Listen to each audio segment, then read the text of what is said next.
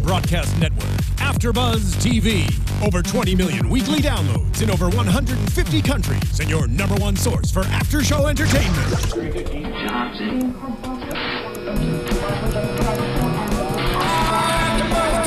AFTERBUZZ TV, the destination for TV superfans. Producing aftershows for over 300 of your favorite TV shows, interviewing celebrities and showrunners, and bringing you behind-the-scenes exclusives. All thanks to E! Entertainment's Maria Menounos, producer Kevin Undergaro, and internet leader Akamai.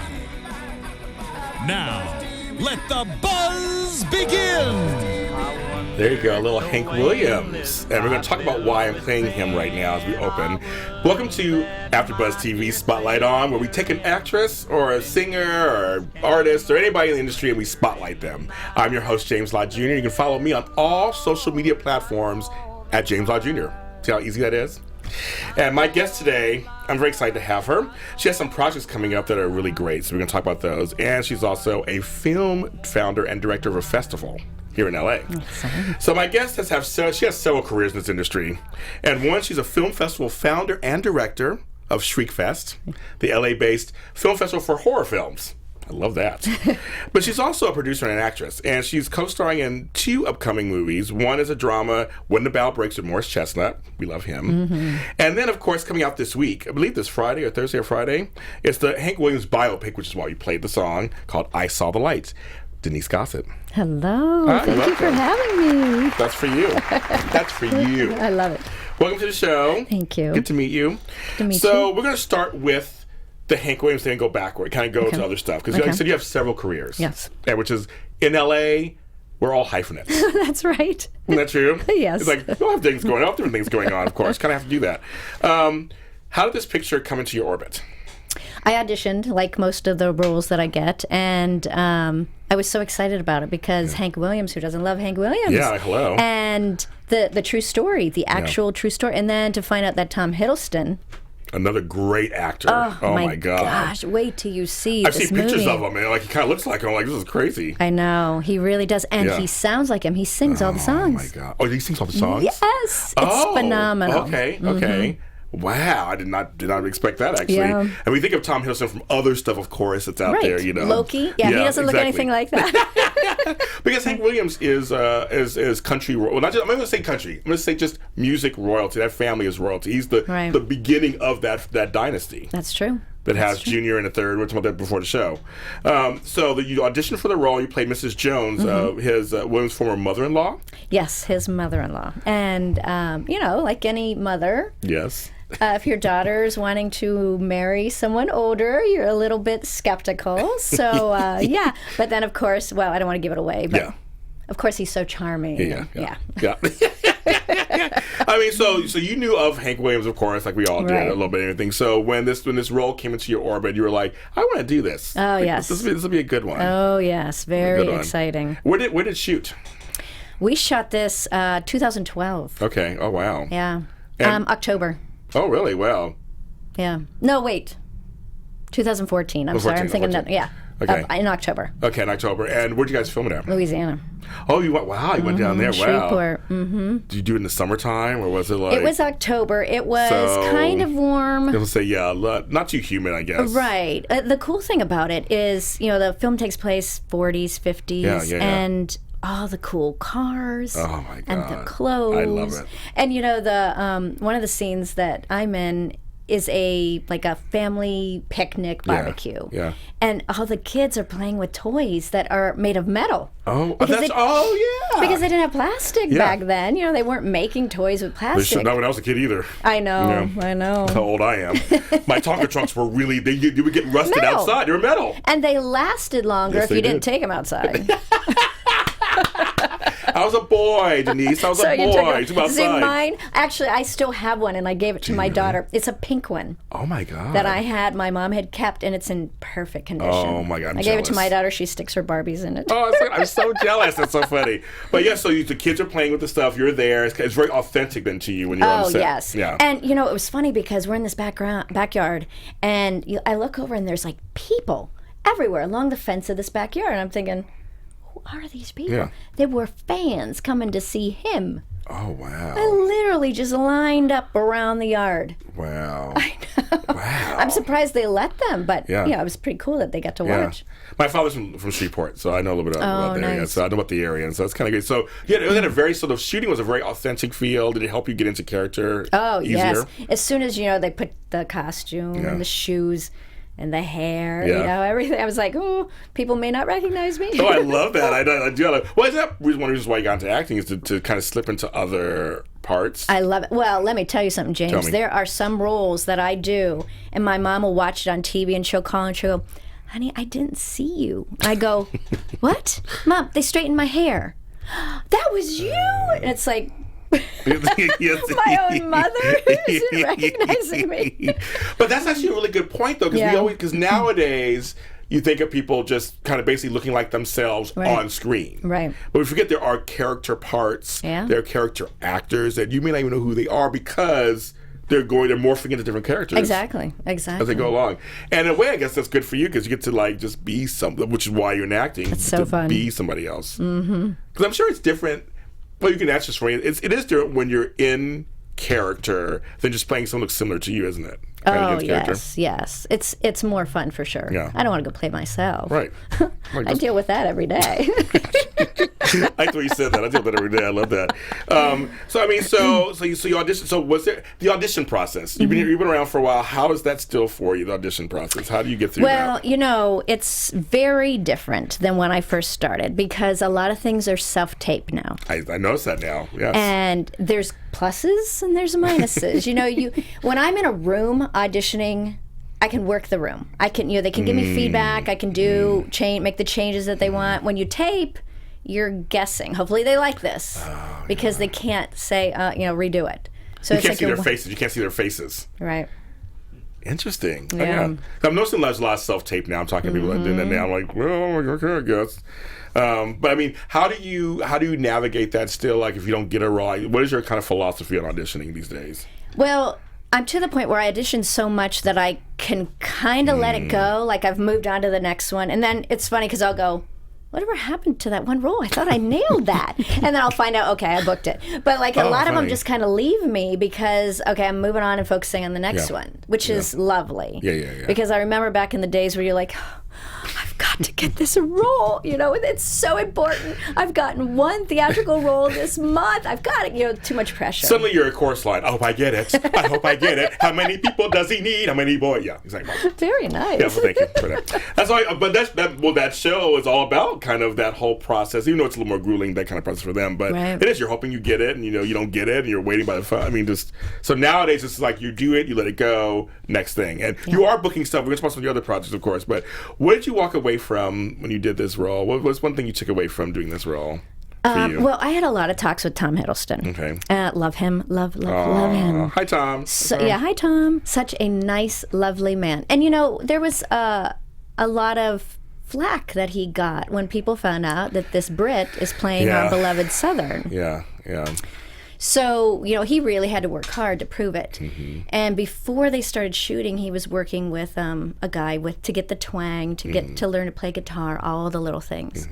And he was able to play at a music show in front of 50,000 people just to kind of see what that feels like. Wow. They loved him. Oh, wow. So on set, he's got them all on his phone, and he's playing for me. And I was like, I'm blown away. Wow. And I told him, I said, this role is going to do amazing things for your career, which sounds so silly because he's already huge. But I mean, really. Yeah. And he was so lovely. He was drinking green goop because he was trying to lose weight so you get down to Hank Williams. Thinness. Yeah. And of course, he's got dark contacts because he's got blue eyes. Right. But what I took away from all this is, how hard you work and how humble he stayed. And that's how you have to remain. You got to enjoy it. Never get too cocky that, because this is a gift, really. Oh, yes, it is. And we're actually very fortunate in this business that's not stable, the most stable. Right. That when we do get jobs, don't take them for granted. I mean, Exactly. Because, you're only as good as the last job you had, right? Right. And I see so many actors that get on set and they're complaining. They're complaining that things are going too slow. They're complaining about their dressing room. Well, then go. Right. Let someone who wants the role have it. Oh my God! Because as we know, there are thousands of people in this business who would love to be sitting right in this chair next to right now talking to me. Exactly. You know what I mean? Like there's people trying to make it out there. Yep. That's just like I live in gratitude every day. I don't take it for granted at all. Me too. I do. It's really, we're very fortunate. How long did it take to film this whole thing? Was it? I think they shot it in 4 months, but there was your part was about a week. Okay, very good. But they. Of course, it was drug out because he was learning all the songs. Yeah. And, you know, recording all that. So maybe 6 months. But they shot it pretty quickly, really, for what it is. Yeah. Well, nowadays, like, everything's being streamlined. It's very much, you know, how that goes, of course. Right. That's exciting. So it's going to be released March 25th at Sony Picture Classics. That's going to be really exciting, actually. Yes, it is. And then it rolls out to the rest of the U.S. April 1st. Okay, very good. So not too far from here. So that's exciting. Yeah. Any premieres coming up? Anything happening? Yes. So you excited? Tomorrow night. Are you ready? I saw the Yes, I've got this beautiful dress designed Who's it made by? Fabiola Moreno. Ooh, okay. And she is, I mean, talk about this is the second time this has happened to me, where literally they're fitting the dress to you. Oh, wow, okay. It's not like, here's a dress, let me adjust it. It was made for me, and how exciting is that? That is exciting. Yeah. God, you are living life right now. I know. You're a life girl. Yeah. I like that. Well, that'll be fun for you. That'll be fun. It'll be a fun night out, and be good to see it. And good to see people's reactions to the film, of course. Yes. It'd be good to see that in there. I'm so excited. Very good. Now, you also did another film called When the Bough Breaks. And now, when did you shoot that? And that one was shot last year, April, I believe it was. And Morris Chestnut, lovely man. I've heard that. Delicious to look at, of course, too. Yeah, even more in person. They're not bad to look at. They're not bad to look at, of course. Like, hello. But I heard he's been around for a long time, too. So I heard he's a really nice guy. He is a really nice guy. And I could tell that he's got a lot of lines in this movie. And, really? You know, just so much going on.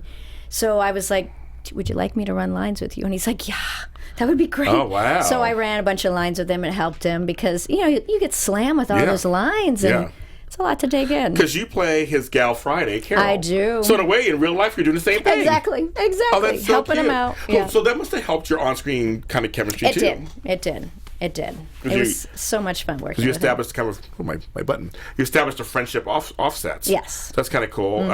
So that's about a psychologist who. What's going on with this film, or? What's the different film? So what's going on? It's a drama. So what's the drama? Okay, the drama. Well, it's almost like a drama thriller because, and this sort of idea has been done before, but not this way. Okay. So it's a couple who wants to have a baby. They can't. Okay. They get a surrogate. Uh-oh. And the surrogate is a Looney Tune. Yeah. Yeah. Ooh. So, she starts wreaking havoc in their lives, and, you know, I have to facilitate with calls here and there about this woman, you know, calling the office, bugging him constantly. Oh, wow. And, yeah, it's pretty intense movie. Would you get hurt? I don't. Okay.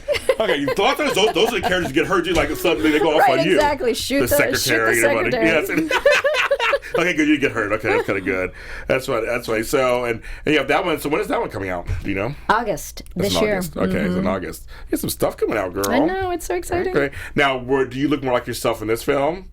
Probably. Yes. Yeah. Probably. Yes. Yeah. No heavy makeup or anything. No. For that one. Now, you also says you play a psychologist to a serial killer in prison. Yes. The Cellar Door 2. Yes, I think you know James Dumont. Yes, He's the serial killer. He's so good at it, too. So this is part 2.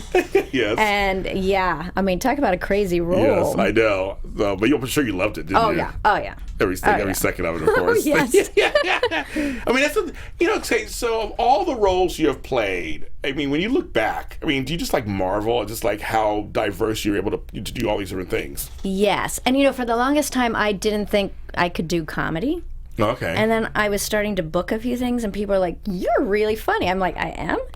I mean, when I did get the Gringo with Mel Gibson, it's all funny. And it's, you know, when you go to the movie and you see this person up there acting their heart out, and you're cracking up. They're crying and going through something horrible, and you're laughing. Yeah. That was me.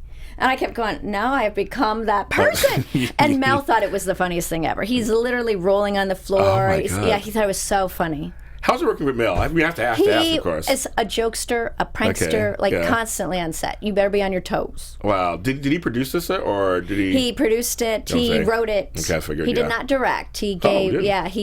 Adrian Grunberg, his friend, he gave the chance to direct. Okay. Yeah. How'd you get that role? Same audition again? Same audition. One audition, no callback. Oh. Literally a call. You're going to Mexico City tomorrow. I was like, yes. Oh my God, I love it. Well, that's another thing too. When you like some of these roles, like you get, just you have to be there on Monday. You gotta be there. That's an actor's life, right? I guess. It really shows you that if the role is meant for you, it's yours. Yeah. You really don't have to do too much other than your normal prep. Yeah. If it's supposed to be your role, it's coming. I believe that. Yeah. I can see that. I mean, it's kind of out of your hands. As long as you do the best work you can for that moment. Right. And if I don't get it, I hope it goes to a friend of mine. Yeah. Because we're all climbing the ladder together. Yeah, I'm sure you see people all the time and do the audition process and different things. You're like, hey girl, hey boy, hey girl. Like, exactly. I'm sure, right? Yes. It's really funny. It's like a little family. I'm sure. There's a great documentary that I love. I don't know if you've seen it or not, but it's called That Guy in That Thing. No. And they have one called That Gal in That Thing. And it follows about, I want to say, 7 or 8 people who've been around a long time who just continuously work and you don't really know their names. Really? And it shows the process of how to get through auditions and when he's auditioning out and character and how to get into roles but don't know who they are. But you're like, oh my God, I remember her from 2 great documentaries as Heart and Soul documentary also. Oh, I've got to see it. But I think it's some on Showtime or HBO, but they're just like, I mean, such fascinating, just kind of people who've been around a long time. Because there's so many actors like that. And you might go, where do I know you from? Right. And then you find out, but then if you look at their IMDb, you're like, whoa, they've been around a long time. But they also bring up, they see the other, they know each other sometimes. Right. So when you said that, this reminded me that it's like, you see people like, oh, hey girl, so you're going for this too, okay. Right. So, good luck to you. Great, we're competing again. That's. I mean, this business is so very unique. Yes, that's the best. I mean, I'm sure there's other verbs I could probably describe or adjectives, but just like it's the most unique industry you could be in. Although even different than singing and stuff, acting is something that you have to be really strong. So how do you stay strong and navigate through this business? Well, I feel like you have to have a lot of passion, and I do. It has been something I've wanted to do forever, and I just refuse to give up. I don't care what happens. But I just refuse to give up. Yeah. You people are going to see me. I'm not giving up.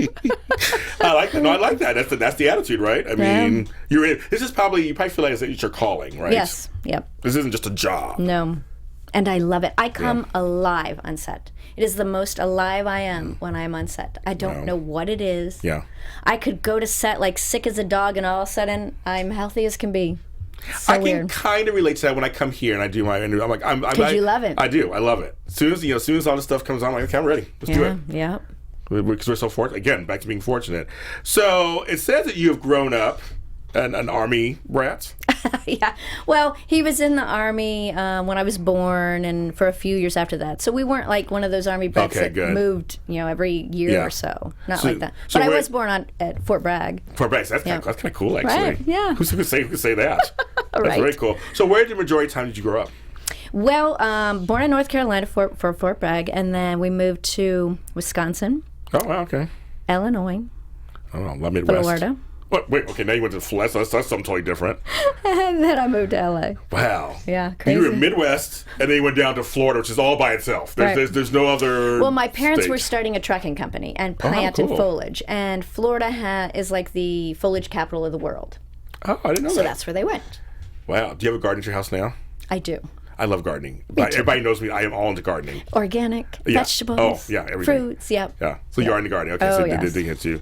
And I love Florida. I have nothing against Florida. I was just there a few months ago. I love Florida. Yeah. But it's its own very little state. Yes. Like in the Midwest, you can kind of group some states together. Like that one's it's by itself. Right. It's by itself. And you're in LA. When did you start going into acting? When was your first kind of foray? I always said I was going to act, dance, or sing, and I never did anything about it. Oh. Like I would, every once in a while do a little play in school or something. Yeah. And then high school, the colleges were coming around auditioning for scholarship. And I thought, naivete will take you far because what you don't know. You don't know anything. So I auditioned, and they were like, well, we're going to give you partial scholarship with the opportunity to audition again. So I was like, okay. cool. So I started school, and then I auditioned again, and I ended up getting full scholarship for the first 2 years. Wow. Then I auditioned again, and I got almost the last 2 covered. Because, I'm learning as I'm going, so I'm getting better and better. I know. It was crazy. Wow. That's what you say it's a calling when it's supposed to happen.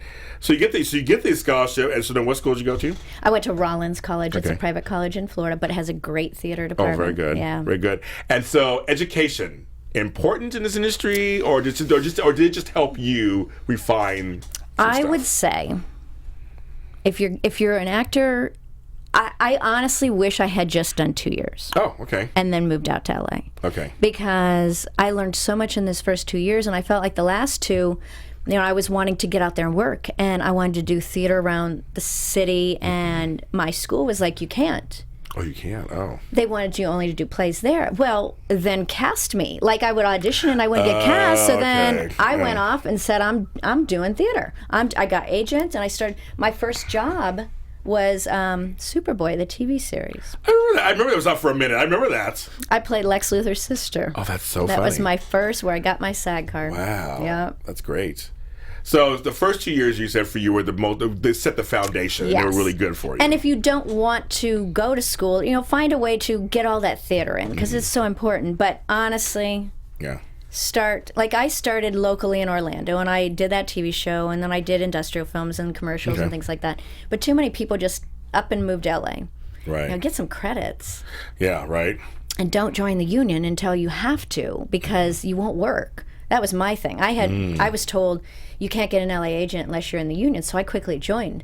Well, then I couldn't work. I'm getting offered all these non-union jobs, and I had to turn them down. It was rough. Yeah. So don't join until you that second job where you're forced to. Then join. That's smart. I think that makes sense. Yeah. That's why it makes sense. Because, there are a lot of non-union jobs out there. I did a few back when I was trying to act. Exactly. I did a few. But, once you're a union, you can't touch those. You can't. That's bad. You can't even do that. So you sit there going, I'm not acting. It's been 6 months. It's been 3 months. Yeah. It was really tough on me. Yeah. But what got you through then? You think that perseverance? I love it. You're not getting rid of me. I like that. I mean, there's something to that. Actually, there's something to that. You feel so strongly about something, and you have kind of almost tunnel vision, right? In a good way. Tunnel vision. Yes. I'll say in a good way. That keeps you over the humps of this uneven business. Yes, exactly. You just have to know what you want, and you have to make movement every day towards that. You can't just sit at home and expect things to come to you, because I always say in this business, if you are not sprinting, if you're just running, you're staying in the same place. So sprint to get ahead. I like that. Yeah. That's a good one. When did you realize, or did it hit you, that you're an actress? Like, when did it really, because you're out there, you're getting little parts of it. Was there something that hit you that I'm an actress? I guess when I started really auditioning a lot, like there were days when, I'd have 5 auditions in a day. And they might be all commercials, but like you're changing in the car, driving to the next. So that's when I was like, oh my gosh, I'm an actor. Look at this. I'm really doing it. Yeah. That was pretty exciting. Now, if I had to do that right now. Oh, I know. The things we do a long time ago, yes, I understand that also. But I remember the whole thing of, my sister hold the steering wheel while I change clothes. Right. And it was.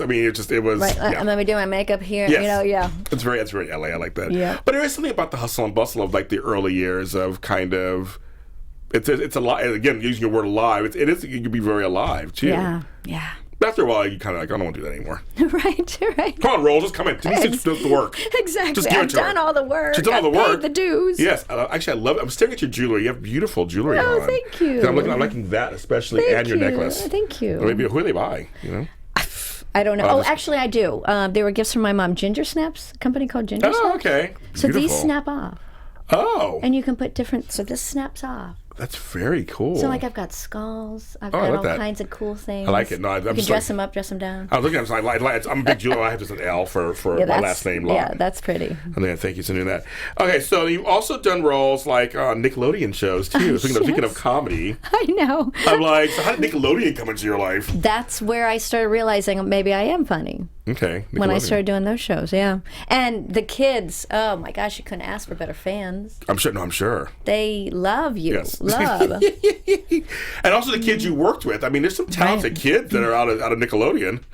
Extremely. I mean, I'm talking, because I've worked with a few, and they're like, I mean, disciplined and know their stuff. Oh, yeah. Know your lines, my lines, yeah. our lines. I mean, they're Right. ready You better to go. show up ready. Right. You're like, okay, you guys are heavier than the adults. Like, they really know it. So, so what was your time on? Because you did Zoe 101, Drake and Josh, I love some of those. So, like, how was it for those with you? Loved it. It was fun every single time. The kids were wonderful, very warm, welcoming, very complimentary. They were always like, "You're so funny." Yeah, they're just wonderful. I really, really love doing those. Yes. And now you've also done shows I love.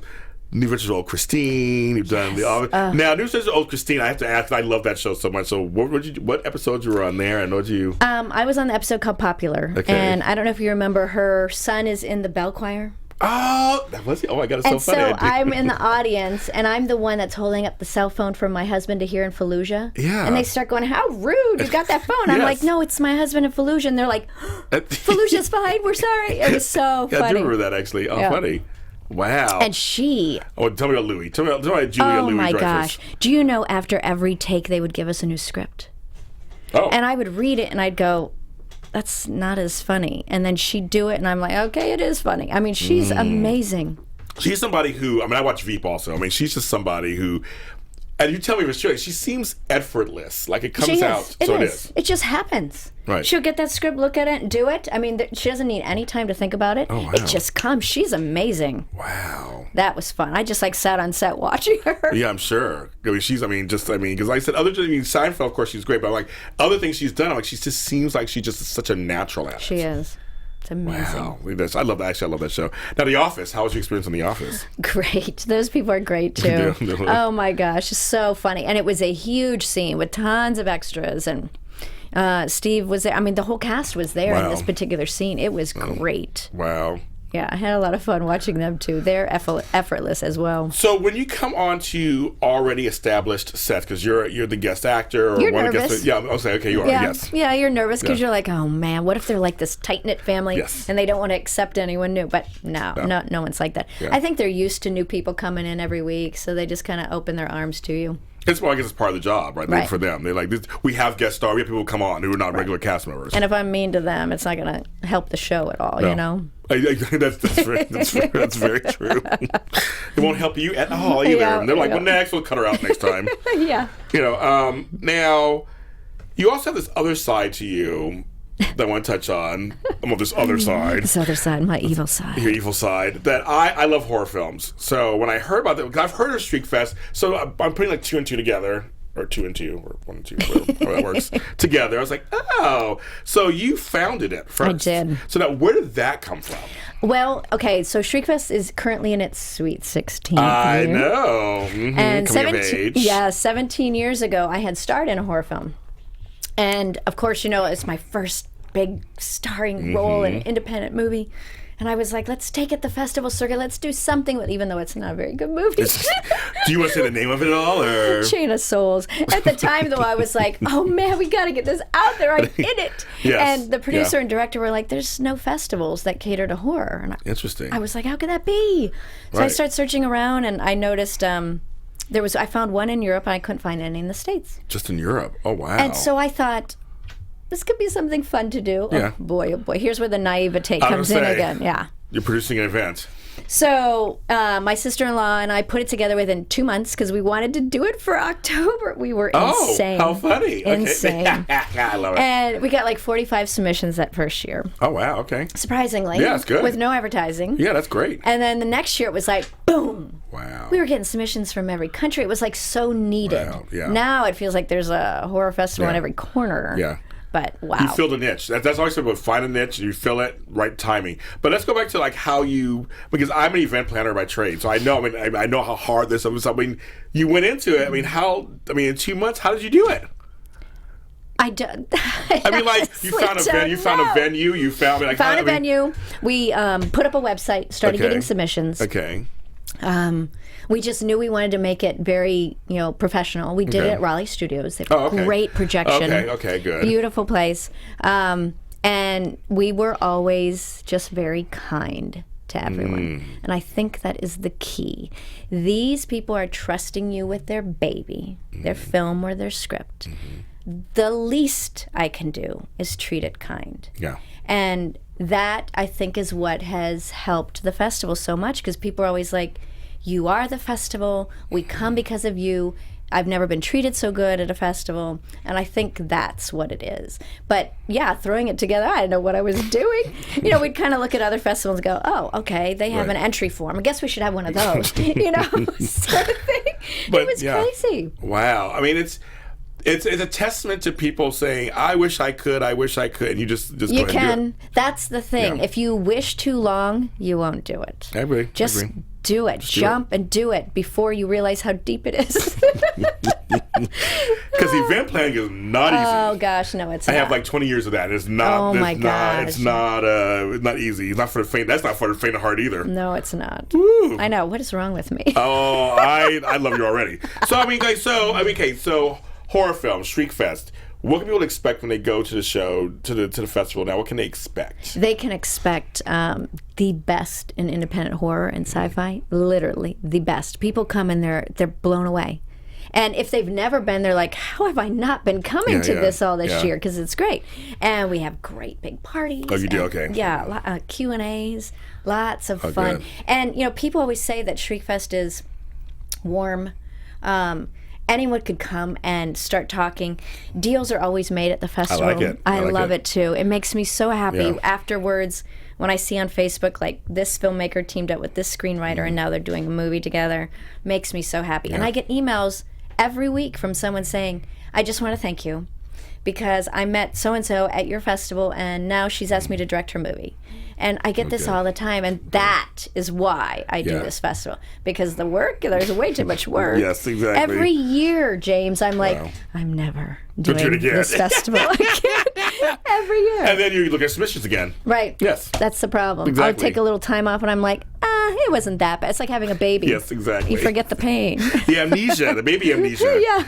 Yeah, or labor amnesia, whatever they call it. Yeah.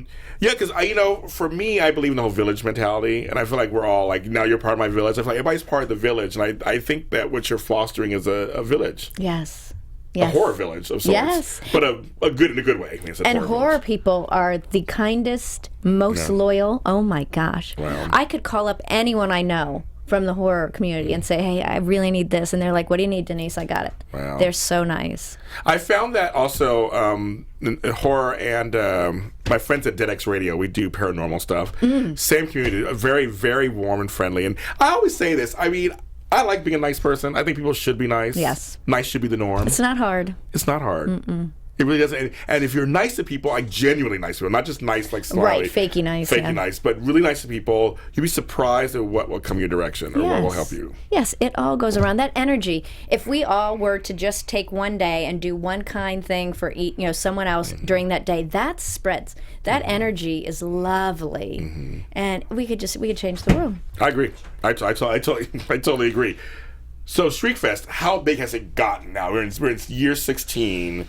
Year 16. I mean, how big has it gotten? Well, we get submissions from every country.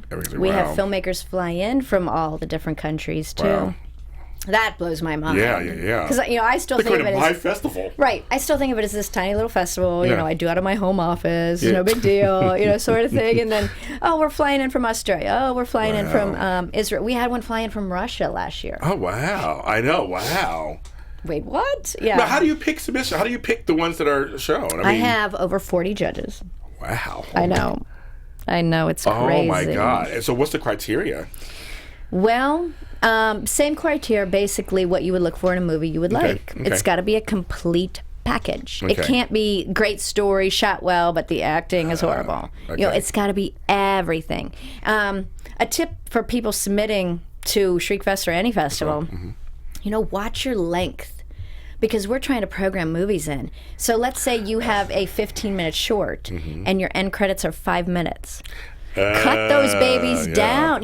Show that version to your family and friends, and then submit the quicker credits to the festivals because then we have a better chance of fitting them in.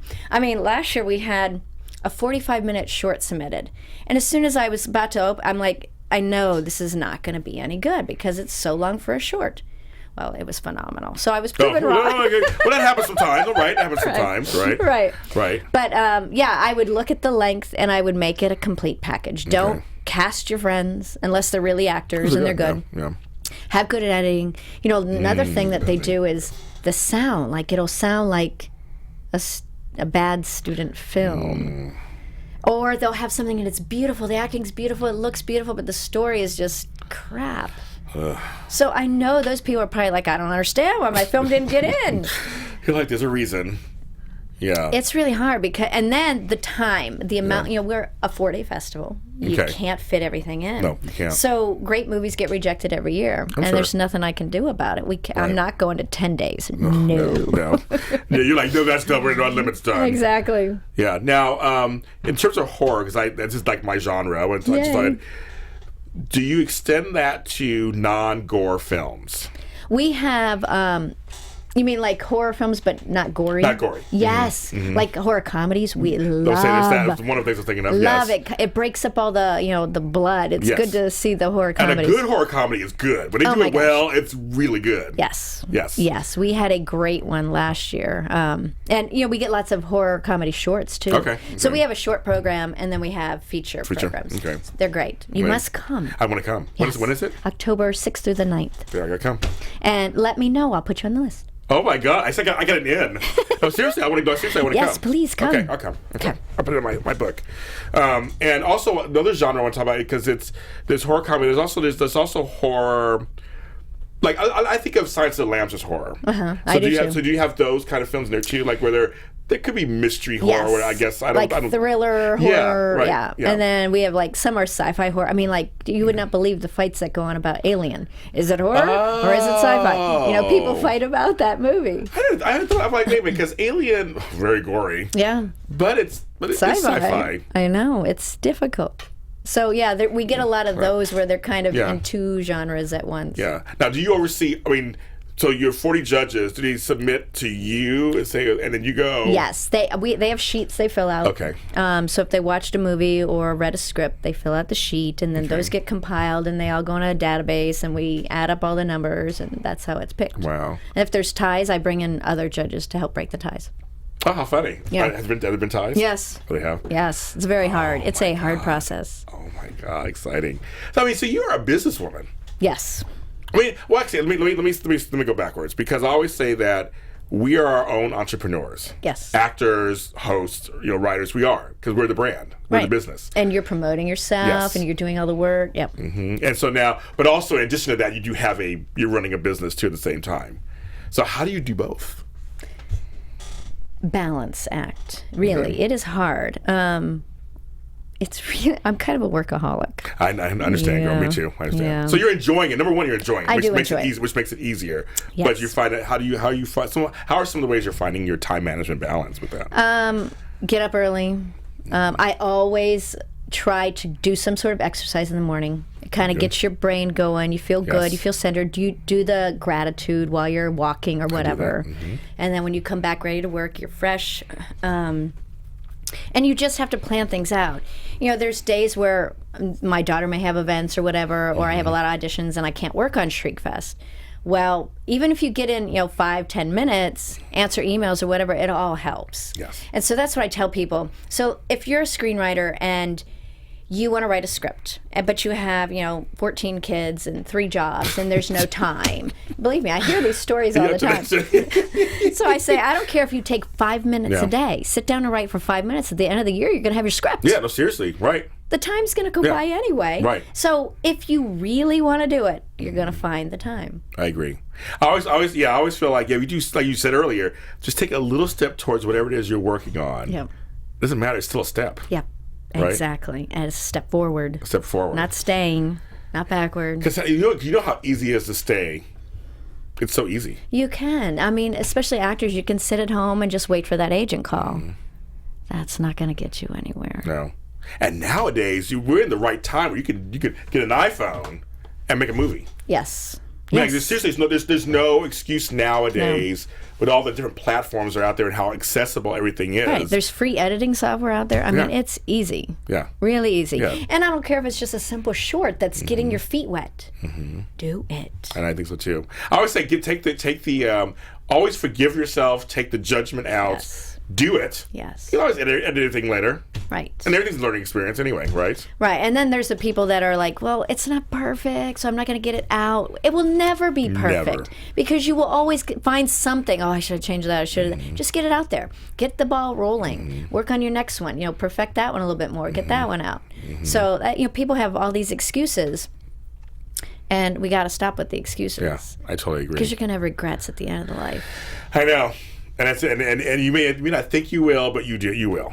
Yeah. You will. I shoulda, coulda, woulda, and just like, who wants that? No, it's not worth it. I'd rather have the, oh my God, I did what? Yes. Than oh my God, I didn't do anything. Boy, I looked like a fool that time, but I did it. But I did it. Yeah. Exactly. My mother tells a story that when I was a kid, I was 5 years old, that he needed somebody to jump into the deep end to swim to show that we learned in swimming. And no one would go on the high board. I did it. Good. Jumped in, it was like, but I got there, everybody's hearts were in their throats, but I did it. I was like, that's how I look at life. Just And you kind probably of like, felt so great, I did. too. I remember that moment first. I remember it. Yeah. And it's just one of those things that just jump in. Yes. See what happens. Yep, Could be great. Exactly. And if it's not great, then okay, It's I'm not not great. doing that again. So what other things do you have coming up? Coming up next for you? I have another movie called Dirt Road to Lafayette. Okay. And it is about Zydeco music. Ooh. Yes. You're back down in Louisiana then again. Yes, I love it. Yes. A lot of things shooting there Yeah. now. No, actually, I've heard that. Yeah, so that one's a big music, a lot of unknowns. Oh, wow. Because the lead character is a young boy who can play the accordion. Oh, wow. And he's Scottish. Oh. And so they really went to Scotland and found this young boy who could play the accordion. Wow. And he's phenomenal. Oh, really? Yeah. Oh, my God. Yeah. So that's going to be kind of fun. Yeah, it was a lot of fun. Oh, in between takes, because there were so many people playing instruments, it was literally like a dance party in between takes. God. People were just playing away. We're all dancing. It was fun. God, it's like, people go watch this and go, I want her life. See her acting life. It's just so much fun. I know. It's like a big old party. A big old party. Do I love that's wow. How, again, another diverse part for you. That's really great. That's good. And so that one's coming out later on this year, maybe, or next year or something They like that. say it's later this year, but anything can happen with all that music. Yeah. You just don't know. Yeah, it can happen on that one. That's really cool. That's really cool. So what I always say this on my shows, you can put out to the universe, and then all the cameras, everybody sees everything. What are some things you would like to kind of delve into? You can say it out loud. Anybody you want to work with, or a type of genre of movie or TV show you'd like to do, or what would you like to do? I would like to do some thrillers. Okay. And I would like to do some more period pieces. Oh, period pieces, okay. And some heavy drama. Okay. I'm really good at that too, and I'm not getting enough of that stuff. Now, let me ask you with the heavy drama. So, when you do heavy dramas, how do you shake off a role? Do you shake it? Take a while to shake it off? How does that work for you? It gets easier the more you do it. I remember the first one I did was in college, and I did a play where I had to be raped. And the guy who was raping me was actually my boyfriend at the time. What, in real life? Yeah. Okay. And we ended the play, and I couldn't get out of it. I was crying, and I just could not. And everyone's like, "Oh my gosh, what's wrong with her?" But I was so into that experience. But since then, I've learned, you got to separate. Yeah, I'm like, you I can't know. do that to your body. That's horrible. No, I know. I always wonder about that because I talked to somebody the other day who had a week as a TV actor who had a week of crying. Oh. I just have that the character. It just happened that week. It was a lot of crying, and she had said that she goes, "Yeah, I just would go home and just would still cry. I mean, like I'm trying to say it, just for some reason I couldn't turn it off." Yeah, it's amazing because you're tapping into something your body needed to get out. Yeah. And so if you didn't get it all out in the scene, it's coming. I guess so. It's coming. I guess so. Wow, that's crazy. Yeah. So I mean, I just have to ask. So you and the boyfriend. I mean, so how'd you guys like? Because you couldn't really shake it off. I mean, outside of work, it must have been really tough. It was fine, except for that one time we performed it. I was a wreck, and he felt terrible. Oh, I'm sure. Oh my God, I'm sure. God, the life of an actor. I'll tell you, life of an actor. So you want to do more of those? Some thrillers. I love a good thriller. Yes. I'd love to see you in a good thriller. It's a good thriller. Like Seven, those where you have to you're thinking and you're trying to. Where are we going with this? Yeah. Yeah. We need some of those. Yes. You need to be one of those. Yes. But apparently you're doing good in comedy and everything. We know that's good. You go where the work is, I know, but But yes, we want some of those out there too. Yes. I'm tingling this cord all of a sudden. Anyway, but thank you for coming on the show. Thank you so much. This has been so much fun. What a pleasure. Yes. What a pleasure. I'm going to Shriekfest. Yay! I'm going to put it in my calendar, and we follow each other now on Twitter. We do. So we're now you're in my village. You are there, and you're going to come party with me. Yeah, I'll do it. I'll do it, girl. Have fun. Have a good time. Yay! So where can folks find you on the interwebs? You can tell that camera right over there. Well, for Shriekfest, shriekfest.com or denisegossett.com. I'm on Twitter, Denise Gossett. I'm on Facebook, Denise Gossett. Shriekfest has both of those too. Yeah, they do. I'm on Instagram. I'm all over the place. Yes, you are. But it's always under Denise Gossett. Yeah, pretty easy. Pretty easy, right? And also, I'll post stuff on my pages as we go along with your stuff that's going on there, too, so they can find it. And, of course, you can follow me at James Lott Jr. on everything in the world. I just changed everything over, so it's James Lott Jr. on everything. Yay. And you can follow me there. And follow us here on AfterBuzzTV.com. AfterBuzz TV's on YouTube, SoundCloud, iTunes. You can look for all the other Spotlight-ons. I've done a bunch of them. And they're good. Yes. You can watch them, and you can watch this interview anytime you want to after this interview is over. It'll be on for the rest of our lives. Yay. Thank you for watching us, and I'll see you next time. From executive producers Maria Menounos, Kevin Undergaro, Phil Svitek, and the entire AfterBuzz TV staff, we would like to thank you for listening to the AfterBuzz TV network. To watch or listen to other after shows and post comments or questions, be sure to visit AfterBuzzTV.com. I'm Sir Richard Wentworth, and this has been a presentation of AfterBuzz TV. The views expressed herein are those of the hosts only and do not necessarily reflect the views of AfterBuzz TV or its owners or principals.